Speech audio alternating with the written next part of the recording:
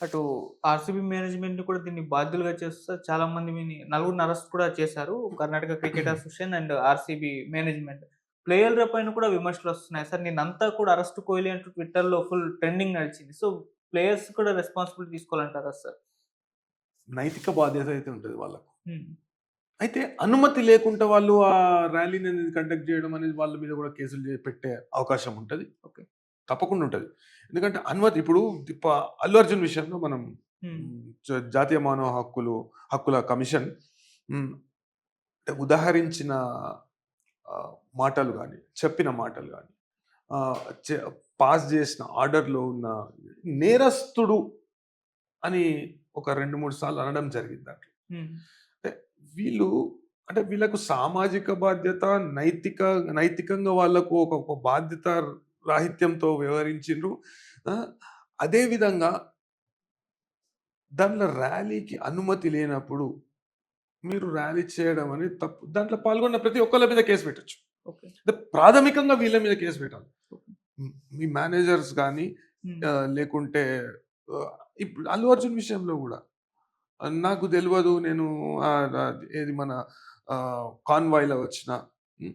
Road show అనేది నేను చేసిన. నాకు తెలియదు. నాకు అనుమతులు తీసుకున్నారు అనే విషయాన్ని చెప్పుకుంటూ తప్పించుకునే ప్రయత్నం చేసి. దీనిలో 100కు 100% వీళ్ళ వీళ్ళ పాత్ర కూడా ఎంత ఉన్నది.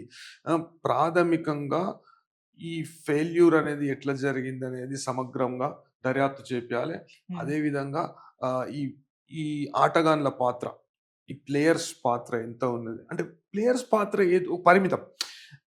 అనుమతి లేకున్నా గాని అట్లాంటి ర్యాలీ చేయడము అంటే ఇక్కడ ర్యాలీ అనేది జరగలేదు.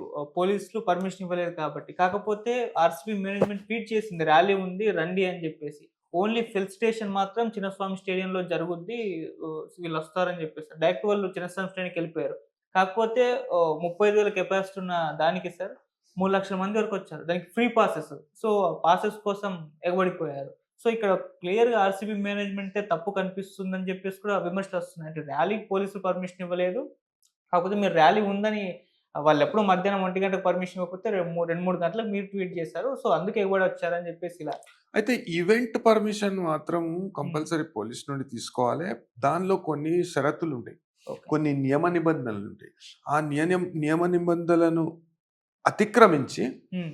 ఎట్లా పడితే అట్లా పాసులు ఇవ్వడం, పాసులు జారీ చేయడం అనేది వాళ్ళ ప్రాథమికంగా వాళ్ళు చేసిన తప్పు. హ్మ్. అయితే ఆటగాళ్ళు అనేది వాళ్ళు ఎక్కువ ఎక్సెసివ్ పాస్‌లు ఇచ్చిండ్రా? లేదా? లేకుంటే అనుమతి ఉందా? ఇప్పుడు ఫెలిసిటేషన్ ప్రోగ్రామ్‌కే వాళ్ళు అనుమతి కోరడం జరిగింది. హ్మ్.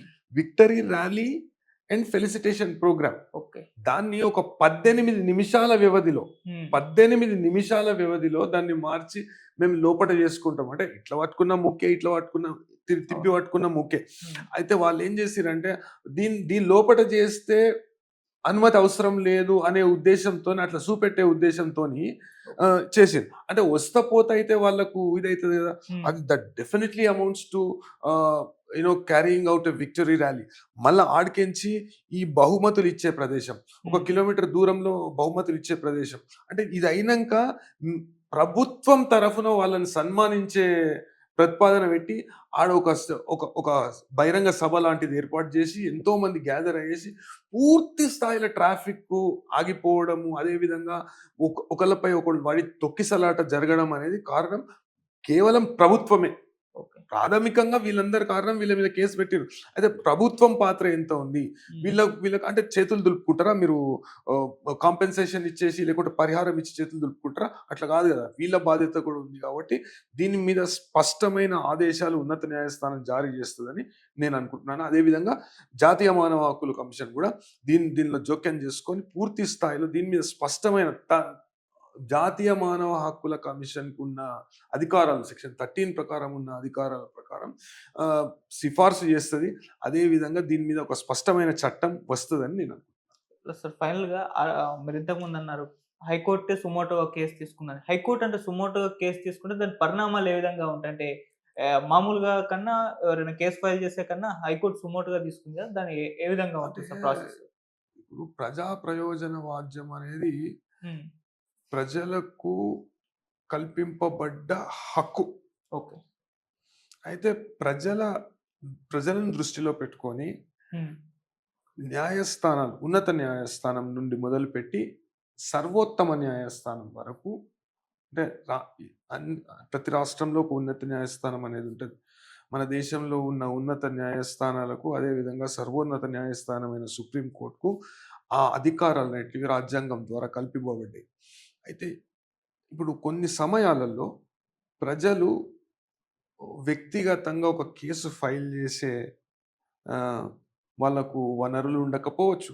లేకుంటే వాళ్ళు ఏదో ఒక ఇబ్బంది వాళ్ళను వెనుకకు పంపించవచ్చు. అదే వాళ్ళు కేస్ ఫైల్ చేయడం, వాళ్ళకు వాళ్ళు ఇప్పుడు ఇంతకుముందు క్లాస్ యాక్షన్ సూట్ అని, అంటే ఎట్ ఎట్ ఎంతోమంది ప్రజలకు హాని జరుగుతుందన్నప్పుడు ఎవరన్నా ఒక్కళ్ళు ఆ ప్రజల నుండి ఎవరన్నా ఒక్కళ్ళు నేను అందరిని ఇంతమంది ప్రజలకు హాని జరుగుతుంది కాబట్టి నేను వాళ్ళ ప్రతినిధిగా లేకుంటే వాళ్ళ తరఫున నేను నిలబడి నేను ఈ ఈ ఉన్నత న్యాయస్థానానికి వచ్చాను, లేకుంటే సర్వోన్నత న్యాయస్థానానికి వచ్చాను. ఈ హాని అనేది ప్రజలకు జరుగుతుంది. ఈ నష్టం అనేది ప్రజలకు జరుగుతుంది.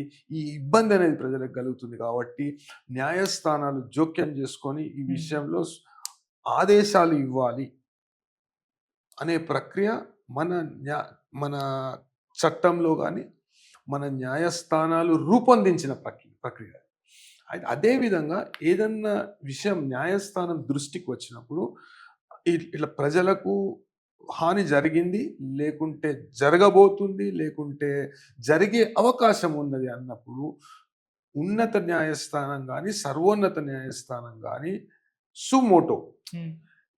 ఇప్పుడు మనం హెచ్‌సియు చూసాం. గచ్చిబౌలి విషయంలో అవును. ఉన్నత న్యాయస్థానం పరమేశ్వర్ గారు చెప్పంగానే ఇట్లా పర్యావరణానికి హాని కలుగుతుంది.